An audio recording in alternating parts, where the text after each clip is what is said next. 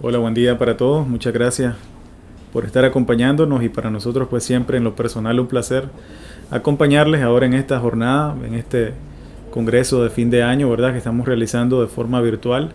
La familia de Cenixa, para nosotros es un placer nuevamente estar organizando un evento de este tipo, esta vez en saludo, ¿verdad? Pues a la fecha de celebración que tenemos, deseando pues para todos los integrantes de nuestro gremio, abogados y notarios públicos, unas excelentes fiestas y por supuesto también en saludo a los 23 años de trayectoria de Cenixa y a los más de 30 años de trayectoria del doctor Johnny Guadamusquen para un especial saludo, ¿verdad? De nuestra parte. Vamos a tocar entonces hoy un tema en materia registral, como hemos venido acostumbrando a tocar en estos seminarios, ¿verdad? Mi nombre es Rolando Sanarrucia, para mí nuevamente un placer estar con ustedes, acompañarnos en estos conversatorios que estamos haciendo, ¿verdad? Y para los que somos amantes del tema del derecho registral, hoy vamos a estar tocando un tema referido a los principios registrales, pero en particular nos vamos a referir al principio de legalidad y su aplicación práctica en materia registral, ¿verdad? Este principio que está consagrado en nuestra Constitución política, que nos dice que nos debemos remitir a la Constitución y las leyes, en cuanto al actuar de los ciudadanos y también, por supuesto, de los funcionarios públicos, y que de manera especial en materia registral tiene una aplicación que vamos a estar tocando ese tema el día de hoy. En principio, tenemos nosotros la conciencia de que los registros públicos tienen efectos jurídicos es gracias a la aplicación de estos principios registrales. Sin ellos no podríamos estar hablando de un registro eminentemente jurídico, ¿verdad? Estaríamos hablando entonces de cualquier cosa menos un registro de efectos jurídicos. Es decir, eso será una biblioteca, será un archivador, pero si no sigue estos principios registrales, no podemos hablar de derecho registral, ¿verdad? ¿Cuáles son estos principios? Nosotros los tenemos regulados tanto en la Ley 698, la Ley General de Registros Públicos, como en el Decreto Ejecutivo 13-2013, que es el reglamento de la Ley 698, Ley General de Registros Públicos, ¿verdad? En los artículos, específicamente en el artículo 30 de la Ley 698 y el artículo 34 del reglamento, que nos habla con un poco más de detalle en qué consisten estos principios registrales, ¿verdad? Que enunciados de forma concreta, estos son los principios de inscripción, legalidad, rogación, prioridad, especialidad o determinación, el principio de tracto sucesivo, el principio de legitimación, la fe pública y la publicidad registral. Estos 9 principios consagrados y recogidos en las normas registrales que hemos hecho referencia, ¿verdad? Podríamos hablar en una subclasificación de principios materiales y principios formales, es decir, aquellos principios que se refieren directamente a la sustancia del registro. Aquí nosotros tenemos la subclasificación de la inscripción y la especialidad, que están referidos específicamente a la forma de hacer registros en nuestro país, ¿verdad? Y algunos principios que están referidos a los aspectos estrictamente adjetivos, es decir, aspectos más formales, dentro de los cuales contamos la rogación, la legalidad, el tracto sucesivo, que tienen que ver con esa manera en que las cosas tienen que moldearse, ¿verdad? Ese encuadre que hay que hacer para que se ajuste al procedimiento registral que nosotros tenemos, ¿verdad? Y algunos principios que se dicen principios mixtos, es decir, que hablan de aspectos formales, pero que también están hablando de aspectos en la sustancia de la materia que estamos estudiando, ¿verdad? Entonces vamos a hacer alguna mención breve, ¿verdad?, de cada uno de estos principios registrales, sin entrar mucho en detalle, porque el tema de hoy, ¿verdad?, es el principio de legalidad en materia registral. Uno de los primeros que hablamos, ¿verdad?, el principio de inscripción. Este es un principio que se refiere a la sustancia, ¿no? El registro público tiene que generar un asiento de inscripción por cada acto que es susceptible a ser publicitado, ¿verdad? Eso es lo que significa básicamente el principio de inscripción. Entonces no es simplemente tomar un documento y que el registrador lo archive, sino que tiene que dejar una constancia, asentar. Por eso utilizamos la palabra el asiento de inscripción, ¿verdad?, en sus archivos digitales o físicos, según la forma en que se esté llevando el registro, ¿verdad? Nosotros estamos ahorita en un proceso mixto, digamos. Algunas de nuestras oficinas registrales ya han mudado hacia una forma electrónica de inscripción. Hay otras que todavía están trabajando de forma estrictamente manual, y hay otras que están en ese proceso dual, ¿verdad? Tienen inscripciones tanto físicas como tienen inscripciones electrónicas, pero en todos los casos hay que generar un asiento de inscripción.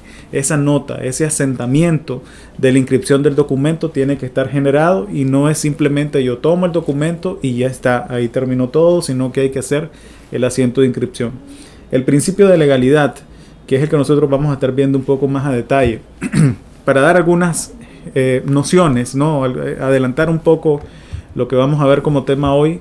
La legalidad en materia registral tiene una aplicación especial en tanto la legalidad significa un ejercicio sobre la procedencia del derecho que yo estoy solicitando al registrador que publicite a criterios de la ley, pero aplicados, ¿verdad?, según el criterio del registrador, ¿verdad? En ese sentido, la legalidad se materializa a través de un ejercicio que se llama la función calificadora del registrador.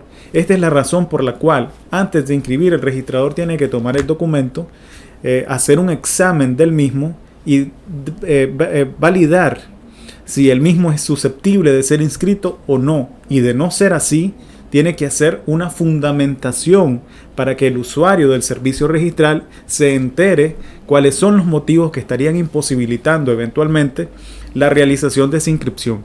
Así se materializa en materia registral el principio de legalidad con el ejercicio de la función calificadora del registrador. Otro de los principios, ¿verdad? El principio de rogación, que ya entramos en el campo de los principios que son, según la clasificación anterior, ¿verdad?, estrictamente formales. La rogación tiene que ver con que el registrador no puede alterar de forma oficiosa el contenido del registro público, de manera tal que si yo, vamos a dar el ejemplo en materia de propiedades, ¿no? Yo tengo inscrita mi propiedad y no ha habido ningún movimiento, yo no he solicitado ningún cambio, en el registro tiene que estar tal cual esa información está desde el último movimiento, ¿verdad? De manera tal que la regla general indica que el registrador no puede realizar cambios en las cuentas registrales si no es a petición de, ¿verdad?, si no es que alguien se lo pidió, y por eso hablamos de la rogación. En ese sentido nos referimos al principio de rogación. El registrador, por regla general, no puede realizar modificaciones en el estado jurídico de las cuentas registrales si no es porque alguien se lo pidió. Esta regla, por supuesto, tiene importantes excepciones, especialmente en nuestra realidad registral en cuanto al proceso de saneamiento de las cuentas registrales. ¿A qué se refiere este proceso de saneamiento, verdad? Esto es una tarea constante que tiene asignada el registrador en cuanto a la revisión del estado de las cuentas para encontrar defectos, errores, omisiones, o también encontrar asientos que por imperio de ley ya se encuentran caducos o prescritos. Por ejemplo, si resultase ser que hay inscrito una promesa de venta en anotaciones preventivas, pero esta promesa de venta ya tuvo un cumplimiento, ya se inscribió la venta definitiva, entonces en asiento 1 de dominio el propietario era A, en asiento 1 de anotaciones preventivas A le prometió vender a B. Eso significa una carga sobre esa cuenta registral que además tiene como implicancia un cierre específico del tráfico registral de forma tal que esa propiedad no se puede enajenar si no es para B. Y resulta que ahora viene adquiriendo C. Pero en el interín A le vendió a B y ya hay un asiento segundo de inscripción en dominio. Eso significa que esa promesa de venta ya surtió sus efectos y ya se canceló por imperio de ley porque se convirtió en inscripción definitiva, de forma tal que al ya existir un asiento segundo a favor de B, B ya puede vender a favor de C y ya no tiene efectos ese cierre del tráfico registral que es consecuencia de la promesa de venta. Entonces el registrador perfectamente de oficio puede decir: este asiento ya se encuentra cancelado por Ministerio de Ley, ya no tiene más efectos, mejor dicho, por lo cual puede proceder al acto formal de la cancelación, ¿ya? Formalmente cancelarlo. Esos son esos casos, ¿no?, más o menos en ese sentido, en los cuales el registrador, como forma excepcional al principio de rogación, puede realizar actuaciones registrales, ¿verdad?, sin que alguien se lo haya solicitado. Puede hacerlo de forma oficiosa por imperio de ley, ¿verdad? O también en la corrección de meros errores, pues, es decir, por ejemplo, un asiento de inscripción que no tuvo sello, entonces la ley exige la firma y el sello, ¿ok? Pero si se fue firmado, lo que le falta es el sello, entonces hay que revalidar ese sello. O bien, muy común, en las inscripciones con los libros físicos, ¿no? El soporte físico en el papel es bastante expuesto a deteriorarse con el tiempo. Entonces, y en algunos casos, de forma concreta, peligro de inundaciones o lluvias cuando llueve y qué sé yo, en algún momento el techo ha estado en mal estado en algunos registros, cosa que ha sucedido, ¿verdad? No estamos poniendo un ejemplo que no haya pasado. Y entonces se moja el papel y la tinta se corre, se dejó de ver, ¿ya? Pero si el registrador tiene digitalizada esa información, es decir, hay una copia, ya sea en soporte físico, una fotocopia o en soporte digital, un escaneo, se puede proceder a la reposición de ese asiento. Eso se puede hacer sin necesidad de una solicitud, ¿verdad? Eso es el proceso de saneamiento registral, que es la principal excepción, digamos, ¿no? a la regla general, que es la rogación. También tenemos la aplicación del principio de prioridad, bueno, aquí también ya lo hemos conversado un poco. La prioridad en materia registral es otro principio que tiene una aplicación especial, en el sentido que garantiza que la protección del registro se dé no para aquella persona que teóricamente primero generó el derecho fuera del registro, sino de forma especial para aquel que primero invocó los efectos registrales, es decir, para aquel que primero solicitó la inscripción en registro, de forma tal que la protección registral se entrega no hacia aquel que tenga el título con el derecho más antiguo, sino aquel que primero haya solicitado la inscripción en el registro. Por eso decimos que la prioridad es de forma especial en materia registral, lo cual queda constatado en los asientos de presentación y cuando se genere el asiento definitivo ya en el asiento de inscripción, ¿verdad? Otros principios registrales está el principio de especialidad. El principio de especialidad o determinación implica que el registro no va simplemente a tomar el dato y a levantar un asiento en cualquier lugar, no. Significa que el registrador está obligado a crear una cuenta registral donde de forma especial y determinada tengan que irse asentando, ¿verdad?, cada una de los movimientos registrales que una propiedad o un sujeto de inscripción, ¿verdad? No solamente hablamos del registro de la propiedad, sino, pues, por ejemplo, el registro mercantil.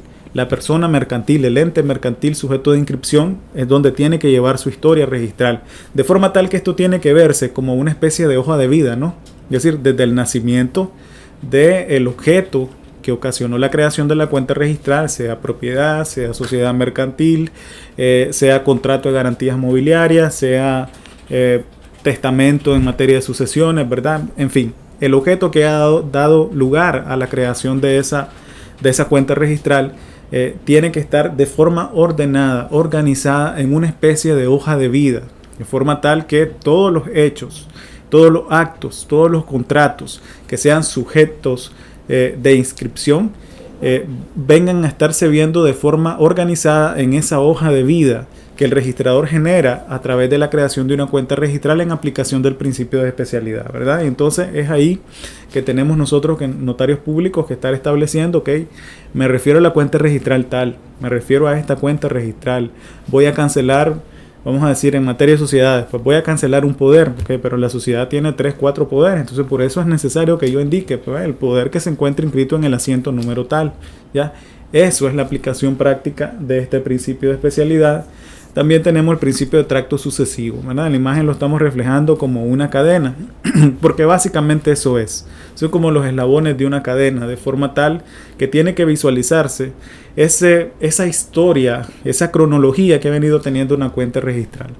De forma tal que si el dueño actual es C, ¿verdad? Eso significa que en el registro tiene que constar que antes de C estuvo B, antes de B estuvo A, y que para que venga un D, un cuarto propietario, tiene que estar inscrito C, ¿verdad? Entonces son esos eslabones de la cadena que vienen dando esa lógica jurídica, ¿verdad? Que nos vienen visualizando a nosotros de dónde viene, hacia dónde ha estado, por dónde ha pasado y dónde se encuentra actualmente una cuenta registral. Por eso es que en registro no es que un asiento sustituya al otro, es decir, no podemos decir el propietario y después cuando venga otro propietario nos olvidamos del propietario anterior. Por eso es que generamos los números de asiento. Decimos, no, este es asiento 1, luego vino asiento 2, asiento 3 y así sucesivamente. También tenemos el principio de legitimación, que básicamente esto, pues, la legitimación en materia registral nos indica que para que yo pueda proceder, tengo que tener inscrito mi derecho, ¿verdad? Entonces está íntimamente vinculado con el principio de tracto sucesivo, y esto lo que me implica es, ok, para que yo te pueda pedir, por ejemplo, la cancelación de un poder, o vamos a irnos en materia de propiedades, para que yo te pueda solicitar, por ejemplo, la cancelación de un usufructo que está pesando sobre una propiedad, yo tengo que estar legitimado para poder hacer esa solicitud y tengo que demostrar el interés legítimo que tengo para poder ser procedente esta solicitud. Este término, ¿verdad?, que también es muy importante porque ha adquirido como bastante relevancia últimamente. El tema del interés legítimo, que es algo que siempre ha estado en nuestra legislación, es decir, desde el año 2009 que se aprobó la 698, ya la ley contenía esta mención a esta figura del interés legítimo, y eso pues es parte de los principios registrales que indican, ok, para que hagas una solicitud tenés que tener legitimación para poder hacerla, ¿verdad? De forma tal que si me vas a pedir que modifique tal derecho, significa que tenés que tener vos la suficiente facultad para realizar esa solicitud, y yo, registrador, ¿verdad?, eventualmente yo pueda proceder conforme.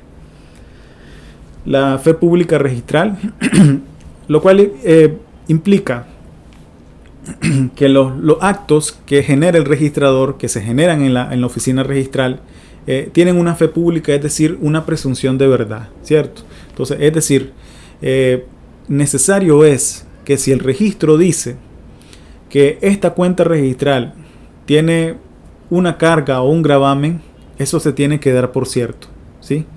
O si dice que no tiene cargas o gravámenes, eso tiene que darse por cierto, especialmente para efectos de tercero, ¿verdad? Porque si eventualmente vengo yo, ¿verdad?, compro una propiedad a través de un certificado registral, me acreditaron que no tiene cargas o gravámenes, y después resulta que hay un tercero que tiene una carga a su favor, pero nunca la llegó a inscribir, eso tiene una gran trascendencia. Porque a través de un documento que yo evidencié la fe pública registral diciéndome esta propiedad está libre de gravamen, yo adquirí bajo esa seguridad, y después aparece un tercero, significa que ese tercero no tiene protección registral. ¿Recuerdan cuando hablábamos hace algunos minutos del principio de prioridad? ¿Ok? Y esto me convierte a mí en un titular registral protegido ante ese tercero que no por negligencia, ¿verdad? Más o menos es algo así, ¿no? Un castigo a la negligencia del titular de un derecho que no lo llegó a inscribir, ¿verdad? Eso solo algunas de las aplicaciones. Por supuesto, hay muchas aplicaciones en cuanto a la fe pública registral que también se materializa a través de la emisión de los certificados y también la constatación física, o mejor dicho, la constatación material. Cuando yo voy al registro, yo pido información de una cuenta registral. Y también ven eso concatenado con el principio de publicidad, que es ese derecho que nosotros ejercemos cuando solicitamos al registrador que nos brinde información a través de los certificados registrales, o que nosotros nos constituimos en una oficina registral a solicitar información que incluso ahora pues en algunos registros, específicamente en registro de garantías mobiliarias, que ya lo vemos plenamente en funcionamiento, la publicidad también se solicita de forma electrónica. De forma tal, ¿verdad? Habiendo hecho esta mención sobre cada uno de los principios registrales, hemos visto entonces que el registro funciona con esta sistematización, ¿no? Es un procedimiento que se inicia desde el principio bajo la observancia de un principio registral, que durante la tramitación los principios registrales están presentes, y que al finalizar con la entrega de ese producto registral, que ya sea la calificación favorable, es decir, la inscripción, calificación de favorable, que pueda ser suspensión o denegación, como vamos a ver más adelante, o bien la entrega de un certificado registral, ¿verdad? Es decir, la entrega de ese servicio registral, nosotros durante todo el transcurso estamos viendo en aplicación los principios registrales. Si alguno de esos principios falla, entonces el procedimiento registral sería defectuoso. De alguna forma no se estaría garantizando alguno de los derechos que el registro tiene que priorizar, que el registro tiene que proteger, ¿verdad? Entonces, si no hay publicidad, por ejemplo, yo no me doy cuenta de cómo está la situación de las propiedades, pues entonces hay inseguridad jurídica, ¿verdad? Si el registrador inscribe sin realizar el ejercicio de control que obliga al registrador el principio de legalidad, entonces no podemos tener certeza de que lo que se inscribió efectivamente prestaba mérito para ser inscrito, ¿sí? Entonces esto en cuanto a la aplicación del principio de legalidad, se materializa a través de la calificación del registrador, ¿sí? ¿Qué significa esto? Calificación registral, como hemos dicho anteriormente, es el examen de la legalidad y procedencia del documento que se ha presentado ante el registro, como un requisito previo a la realización de la inscripción. ¿Qué implica la función calificadora del registrador? Primero, la función calificadora del registrador es un examen de validez, es decir, es el ejercicio que tiene que aplicar al documento que se le ha entregado al registrador para que éste diga, ok, este documento es procedente o no, este documento tiene defectos o no tiene ningún defecto y puede ser inscrito sin que afecte derechos de terceros o bien sin que se inobserve la propia formalidad que el mismo documento tiene que cumplir para que sea procedente la inscripción del documento. O sea, vamos a poner quizás un ejemplo exagerado, ¿verdad? Una compra-venta hecha en documento privado. Naturalmente el Código Civil nos dice contratos de manera general sobre bienes inmuebles tienen que realizarse en instrumento público. Entonces se está inobservando la formalidad del propio documento y eso estaría ocasionando que el documento a inscribir pueda ser objeto de nulidades posteriores, ¿verdad?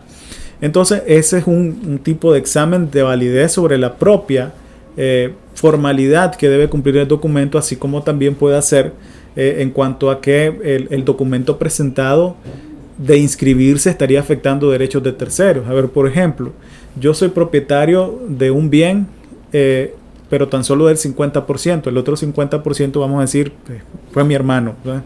Algo muy común. Digamos que heredamos la propiedad. Entonces, mitad mi hermano, mitad yo. Pero vengo yo a través de una escritura pública, de forma independiente, unilateral, yo decido vender el 100% de la propiedad a un tercero. Si el registrador llegase a inscribir eso, significaría que estaría afectando el 50% que no es mío, que es de mi hermano. Por eso es necesario ese examen de validez para ver tanto la forma, ¿verdad? Es decir, si se cumplen los requisitos del documento en cuanto a la forma, pero también para ver el fondo, a ver si ese derecho yo tengo legitimación para solicitarlo, si yo tengo el derecho que estoy solicitando traspasar, si se está cumpliendo el tracto sucesivo, si yo estaba previamente inscrito, ¿verdad? Y en fin, la aplicación de otros principios registrales y en general la validez del documento para que éste sea susceptible de inscripción. Eso para el registrador en el proceso registral, ¿verdad? Es una carga. Y si nosotros recordamos el concepto de carga en materia procesal, eso significa que es una obligación sin la cual el proceso no puede continuar, ¿verdad? Eso en materia procesal, ¿verdad? Eso mismo es aplicable en materia registral. El registrador no puede continuar el proceso registral, el procedimiento de los registros, sin antes ejercer la calificación registral como una carga que tiene que realizar, ¿verdad? Entonces, no puede dar, vamos a decir así, el plumazo, ¿verdad? Para empezar a inscribir, para empezar a poner el asiento de inscripción en el libro o bien en el teclado si ya estuviese inscribiendo en sistemas electrónicos, sin antes realizar el ejercicio de la calificación registral. Por eso decimos es una carga. ¿Por qué se caracteriza esta función calificadora del registrador? Bien, en principio es independiente. ¿Qué significa esto? El registrador califica conforme su aplicación de los criterios registrales, ¿verdad? En el caso concreto, ¿ya? Es decir, la ley establece criterios de aplicación general que el registrador tiene que valorar de forma independiente en el caso que se le está presentando. De forma tal que el registrador va a decir, ok, bajo los principios, bajo los criterios que establece básicamente el artículo 36 de la ley 698, este documento en concreto es susceptible de inscripción o no. Y en ese sentido establece la ley inclusive que el registrador puede, o mejor dicho, el registrador no debe recibir ninguna indicación, ni siquiera de sus jefes, ¿verdad? Ni siquiera de superiores, en cuanto a un criterio en específico. Es decir, en el ejercicio de la calificación registral, él es autónomo, él es independiente y únicamente tendría que aplicar sus criterios en relación a lo establecido en el artículo 36 de la ley 698 para el caso concreto. También se dice que es integral Es decir, el registrador en un solo momento, en un solo acto, tiene que hacer una revisión completa del documento. Se recuerdan que hace algunos años era bastante frecuente, no voy a decir que aún no pase, pero era bastante frecuente que uno ingresaba un documento al registro y venían en el registrador, en el registro, ¿verdad? Te veían un error. Ok, relacionaste mal la fecha del quinquenio, por decir así, si usted era de primero, ¿no? Entonces venían inmediatamente, te lo entregaban. Uno venía, subsanaba, volvía a ingresar el documento y después ya venían un poco más abajo y te decían, ay, te equivocaste en la relación o omitiste un número de cédula. Va de vuelta. Y así iba, ¿no? El registro iba parte por parte. Eso era un tema bien sentido, ¿no? En el gremio al momento de la relación con los registradores, ¿verdad? Entonces, la ley 698 nos dice en su artículo 37, la calificación registral tiene que ser íntegra y en un solo acto. De forma tal que ahora por ley el registrador está obligado a hacer una revisión total del documento antes de decir este documento no lo inscribo. Eso, ¿qué tiene que garantizar para el usuario del servicio registral? Que el registrador en una sola nota de calificación registral, es decir, en un solo acto de calificación, te diga cuáles son a su criterio todos los defectos que el documento contiene. Desde el inicio de la escritura, ¿verdad? Desde el título que le ponemos hasta el paso ante envío con el cierre y firma del notario público. De forma tal que en un solo acto el registrador te diga, a mi criterio, son todos estos los defectos que tendrías que subsanar para que proceda la inscripción. Y en ese sentido, pues el notario público tenga una oportunidad de corregir los defectos que eventualmente se encuentren, si el notario coincide, ¿verdad?, con la calificación del registrador en un solo acto y se vuelva más célero el proceso registral, ¿verdad? También decimos que es obligatoria, también pues en ese sentido mencionábamos antes una carga para el registrador. La calificación registral es obligatoria porque además de la calificación registral se derivan responsabilidades civiles, administrativas y según la trascendencia inclusive responsabilidades penales para el registrador al momento de realizar la calificación registral, ¿verdad? En ese sentido, ¿verdad? Entonces el registrador viene a ser como responsable o de forma solidaria, ¿no?, de los efectos que eventualmente podría tener una mala calificación, ¿verdad? Hasta el momento esta aplicación venía siendo garantizada, ¿no? Si recordamos en la ley 698, a través de la creación de un seguro, o mejor dicho, la disposición de que los registradores tenían que contratar un seguro para que ellos respondieran por responsabilidades civiles básicamente. Desafortunadamente ese servicio pues no lo brindan las aseguradoras en nuestro país, entonces los registradores eventualmente de determinarse responsabilidades tendrían que responder hoy en día con sus propios bienes si fuese el caso, ¿verdad? Yo no conozco ningún caso hasta el momento, ¿verdad? Pero desafortunadamente eso sí ha venido sucediendo, ¿verdad? Es decir, el seguro que mandató la ley hasta el momento no se ha implementado. Y también decimos que es personalísima. Entonces, como característica de la función registral, el registrador tiene que hacer una calificación personal. No puede delegar el registrador esa responsabilidad de realizar la función calificadora en otra persona. Ni puede decir, esto yo lo estoy inscribiendo, pero fue otro el que lo calificó, ¿verdad? Esto tiene que ver con esa responsabilidad personal que tiene el registrador. Si yo soy el que inscribe, yo soy el que realiza la calificación, ¿verdad? Yo soy el que adquiere el conocimiento de la situación registral y de la realidad que existe tanto dentro del registro como en el propio documento, ¿verdad? Lo que hablábamos, si el documento cumple la forma y si en el registro no hay algún impedimento para realizar la inscripción, eso es algo que lo tiene que conocer el registrador que realiza la calificación, ¿verdad? Ahora, en cuanto a la naturaleza jurídica de la calificación registral, aquí se nos asoma, digamos, una discusión bastante interesante en cuanto al carácter, la naturaleza del registrador cuando se constituye en este ejercicio de la calificación registral, porque en ese sentido pues, podemos resaltar tres corrientes. Hay quienes dicen, por ejemplo, que el registrador se convierte por analogía en una autoridad judicial, es decir, la calificación adquiere un carácter judicial cuando el registrador realiza esta calificación registral. Los que sostienen esta teoría, ¿verdad? Dicen, pues bien, el registrador está realizando una calificación del documento en base a argumentos jurídicos y por la trascendencia que tiene el documento o el acto propio, se equipara con un juez, ¿verdad? Con un juez de jurisdicción ordinaria, ¿verdad? Por supuesto que en ese sentido no existe un contradictorio. Entonces hay esta corriente, aunque vamos a plantear las tres corrientes, ¿verdad? Pero esta en lo personal no la comparto, ¿verdad? Porque realmente no existe un contradictorio en cuanto a los términos del proceso registral.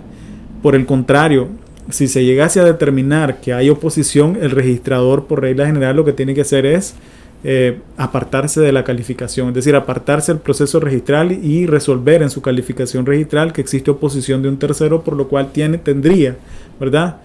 Idealmente que remitir el asunto a que se ventile ante los jueces de la jurisdicción ordinaria. Hay otra corriente que dice que el registrador adquiere una función estrictamente administrativa, ¿verdad? Lo interesante de esto es decir, ok, el registrador lo que tiene es un papel meramente administrativo, es decir, solamente tomar los documentos, ver si se cumplen los requisitos y si se cumplen, procedes a inscribir.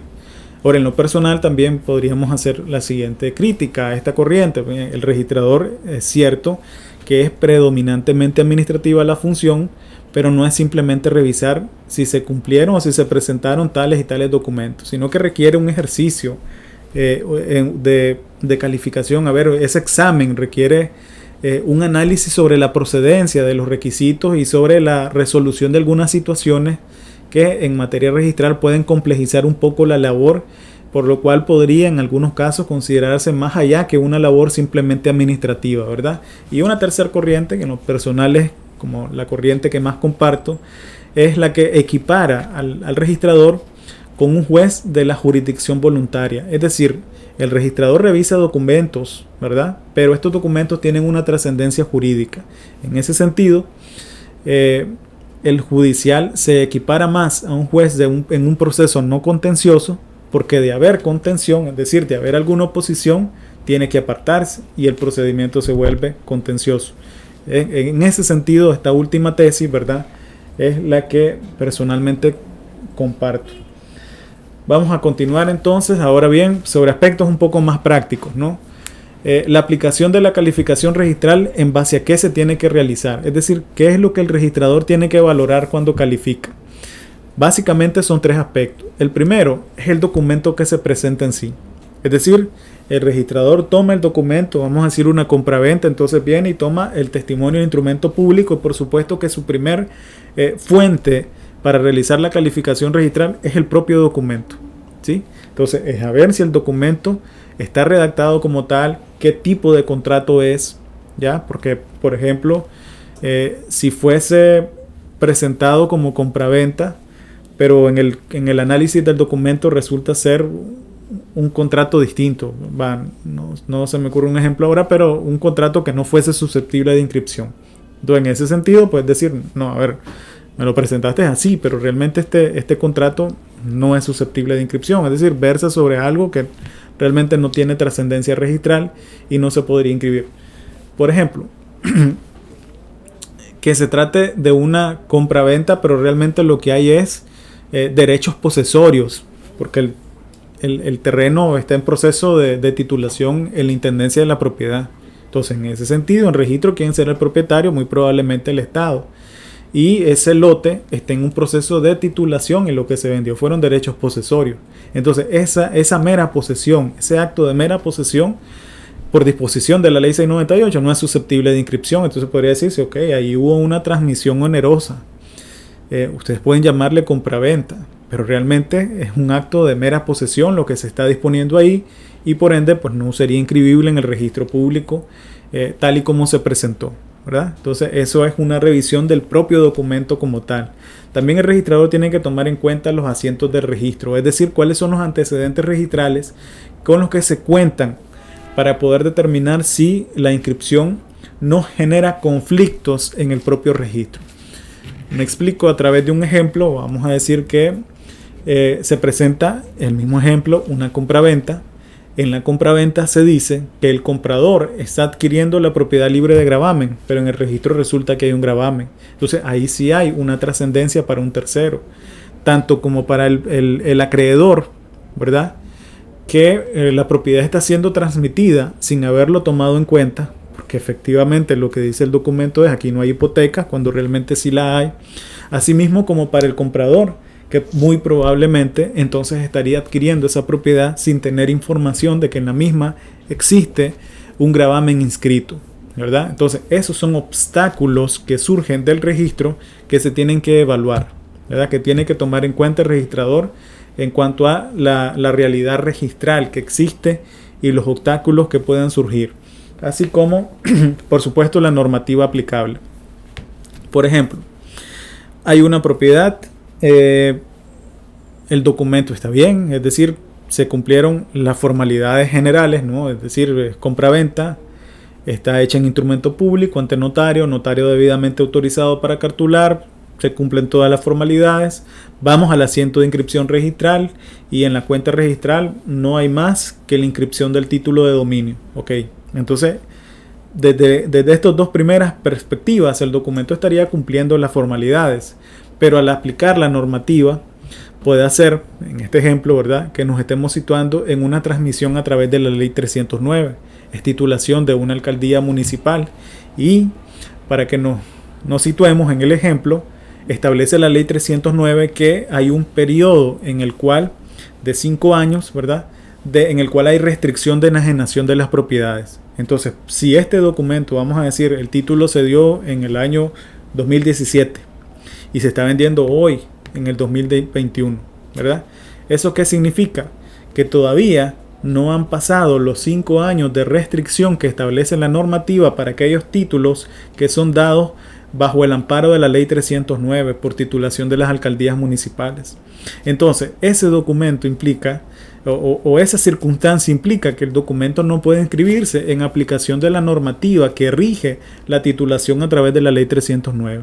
Entonces, el documento puede estar bien, autorizado por notario público y cumpliendo las formalidades. En registro puede hacer que no haya un asiento, ¿verdad?, que genere un obstáculo registral, pero en la normativa, ¿verdad?, sí existe una prohibición de enajenación, ¿verdad? Eso como un ejemplo de forma general. Entonces, estas son las cosas que el registrador tiene que tomar en cuenta al momento de realizar el ejercicio de la calificación registral. Ahora, ¿cuáles son los productos de la calificación?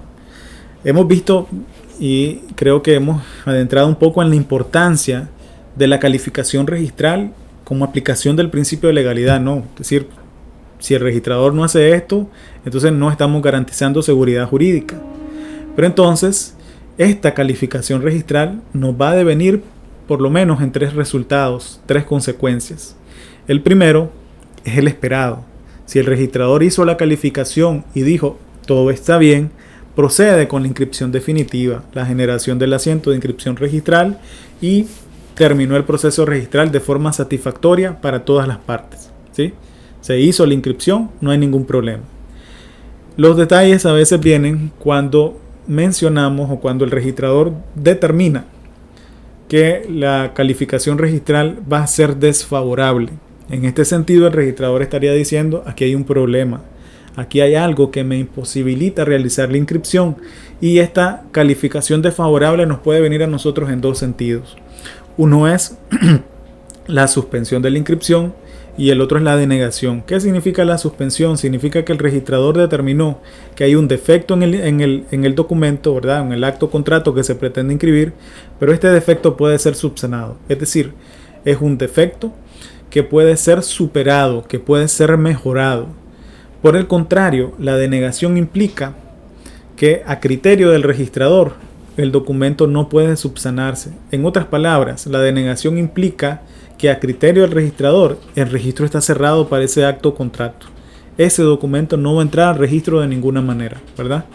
Entonces, ejemplos de suspensión, por ejemplo, podría ser el ejemplo que decíamos, el notario relacionó mal el quinquenio, ¿ya? Omitió relacionarlo, una cosa así.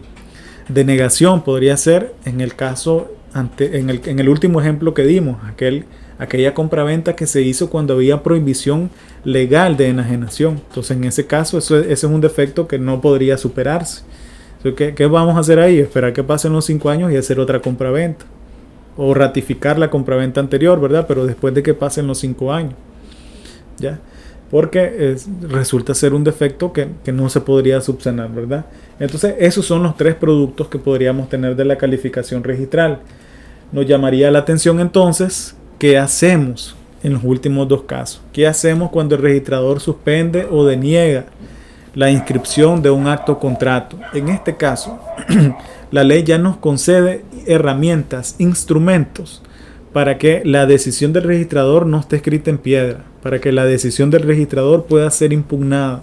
Y nosotros básicamente en este esquema que tenemos, hay 2 vías principales. Una es la tradicional, la que hemos tenido desde siempre, la vía judicial. Con la diferencia, ¿verdad?, de que antes teníamos el procedimiento en el PR que llamábamos el ocurso, a través del cual pues básicamente pues, establecíamos un juicio especial en contra del registrador, y el registrador, ¿verdad?, también podía constituirse en el proceso. Este procedimiento especial de ocurso vino a ser retomado en el CPCN, la ley 902, pero ya no como un juicio especial, sino como un juicio sumario. Ahora se le conoce como la acción de demanda contra las negativas de inscripción. ¿Qué es lo novedoso? Lo novedoso de la vía judicial a través de la ley 902, pues es que se establece contra las denegaciones de inscripciones que sean tanto de forma expresa, es decir, aquellos casos en los cuales el registrador me dijo a través de nota de calificación registral, no te inscribo, como aquellas que sean de forma presunta, dice la ley. Entonces, ¿qué podríamos entender por esto? Bien, un caso en el cual el registrador no inscribe, pero no me genera nota de calificación registral, ¿verdad? Entonces no dijo de forma expresa, no te inscribo, pero en realidad no lo hizo. ¿Ya? Esa otra vía está contemplada en la ley 902 en el Código de Procedimiento Procesal Civil de Nicaragua, ¿verdad? Una particularidad que tiene este caso en relación al proceso sumario es que como se trata de un juicio que estaríamos dirigiendo en contra del registrador, pero no a título personal, sino como funcionario o representante del Estado, ¿verdad? No tenemos que agotar la vía de la mediación previa, ¿verdad? Entonces vamos y hacemos la demanda directamente sin llamarlo a mediación, porque pues con el Estado, los funcionarios del Estado, no vamos a mediar, ¿verdad? No hay ese requisito de mediación previa.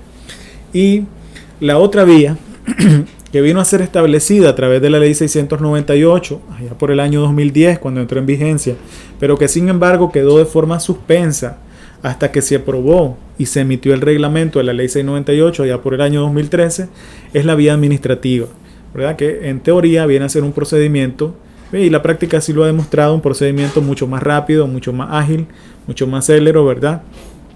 En cuanto a la resolución de los medios de impugnación, ¿no? Esta herramienta que tenemos para impugnar resoluciones registrales cuando no estamos de acuerdo con el criterio que emitió el registrador.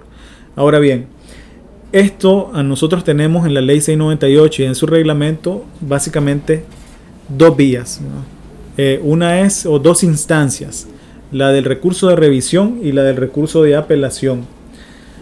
Antes, o a partir del año 2014, todavía hasta el año 2020, con la entrada en vigencia de la ley 1035, que es la última ley de reforma a la ley 698, tal vez algunos nos estará sonando, es decir, estamos hablando de 2 instancias, revisión y apelación, pero a algunos quizás nos esté sonando por la mente el recurso de reposición, porque con la resolución 004-2014, desde el año 2014, hasta el año 2020, con la entrada en vigencia de la ley 1035, nosotros teníamos 3 instancias en nuestro proceso registral, en el proceso de impugnación de resoluciones registrales.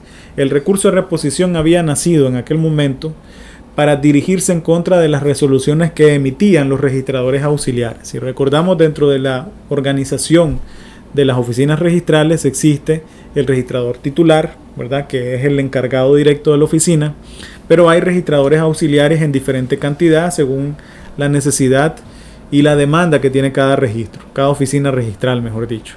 Entonces, se había creado esta vía por la Comisión Especial de Registros para empezar el procedimiento de impugnación a través de un recurso administrativo que se interponía ante el mismo registrador auxiliar, y solo si el registrador auxiliar denegaba o rechazaba el recurso, entonces no íbamos de revisión ante el registrador titular, ¿verdad? Esta resolución CER 004-2014 vino a ser derogada de forma tácita por la ley 1035, que estableció que todas las resoluciones de primera instancia tienen que ser resueltas por la vía del recurso de revisión por el registrador titular. Es decir, el cambio aquí significa lo siguiente: no importa si la resolución la dictó el registrador auxiliar o la dictó el registrador titular, nosotros siempre vamos a interponer recurso de revisión que lo va a resolver el registrador titular, y ya el registrador auxiliar ya no va a resolver recursos en materia administrativa, aunque él haya sido quien haya emitido la resolución. Directamente las va a resolver el registrador titular. Entonces vamos a ver un esquema procedimental de forma rápida sobre los recursos que tenemos nosotros en materia registral, ¿verdad? Los recursos administrativos. El primero es entonces el recurso de revisión, establecido tanto en la ley como en el reglamento, con la reforma incorporada en la ley 1035. Y aquí las resoluciones recurribles entonces pasan a ser las denegaciones y suspensiones del registrador titular, y también las denegaciones y suspensiones que hagan los registradores auxiliares, ¿verdad? El procedimiento implica que el registrador titular o auxiliar emite su nota de calificación, esta se notifica, y a partir de la notificación nosotros tenemos un plazo de 5 días para interponer el recurso en caso que no estemos de acuerdo con la resolución emitida por el registrador. Pasados estos 5 días, ¿verdad?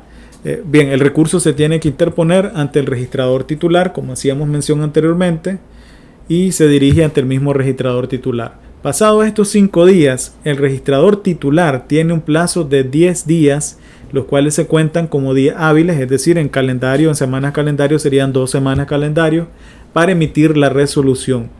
Si la resolución es favorable, entonces ordena que se realice la inscripción. Si el registrador titular, por el contrario, dicta una resolución desfavorable, es decir, no da lugar al recurso de revisión interpuesto, nosotros tenemos como recursos ulteriores, es decir, como segunda instancia, el recurso de apelación. El recurso de apelación entonces se establece en contra de las resoluciones de recurso de revisión procedentes de primera instancia, ¿sí? Entonces se apela a toda aquella resolución que hayan dictado los registradores titulares de un recurso de revisión. ¿Cómo es el procedimiento? Bien, la resolución del registrador titular del recurso de revisión se notifica. A partir de la notificación nosotros tenemos 5 días, también días hábiles, es decir, 1 semana calendario, para interponer el recurso. Este recurso lo interponemos ante el registrador titular, pero lo dirigimos ante la Dirección Nacional de Registro. Y esto es especialmente importante para aquellos, para los colegas, ¿verdad?, que están en los departamentos, ¿verdad? Entonces, a ver, por ejemplo, yo recibí una resolución del registrador de Bluefields. Ya interpuse recurso de revisión, registrador de Bluefields me dice no al lugar. Entonces, mi segunda instancia es ocurrir, ¿verdad?, ante la Dirección Nacional de Registro, pero la Dirección Nacional de Registro está en Managua. Y resulta que movilizarme primero dentro del plazo de 5 días. Ya es un poco el tiempo. Y lo segundo, pues, me resultará bastante más caro y más costoso la inversión en tiempo, en dinero, para venir hasta Managua. Entonces, en ese sentido, no es necesario que vengamos hasta Managua ante la Dirección Nacional de Registro. Lo que establece la norma es que lo interponemos ante el registrador titular, es decir, ante el registro de Bluefields. Allá lo hacemos, no nos movilizamos. Lo dirigimos a la Dirección Nacional de Registro porque será el registrador titular quien se tiene que encargar de hacer llegar el expediente a la Dirección Nacional de Registros. Esto lo tiene que hacer dentro de un plazo de 3 días. El registrador remite dentro de los siguientes 3 días este expediente con el recurso de apelación y el informe que él tiene que realizar, y la Dirección Nacional de Registros tiene 10 días para emitir resolución. De igual forma, cuando la Dirección Nacional de Registros resuelve, nosotros no tenemos que venir a Managua a notificarnos. La Dirección Nacional de Registros remite el expediente hacia la delegación, ¿verdad?, de la oficina registral en la cual se haya originado el asunto. Si la resolución de la Dirección Nacional de Registro es favorable, eso significa que estaría ordenando la inscripción del documento o la emisión del certificado, de ser el caso, ¿verdad? Si la resolución de la Dirección Nacional de Registro es desfavorable, es decir, no da lugar al recurso, en ese sentido se estaría agotando la vía administrativa. ¿Qué nos quedaría como recurso ulterior? La vía judicial.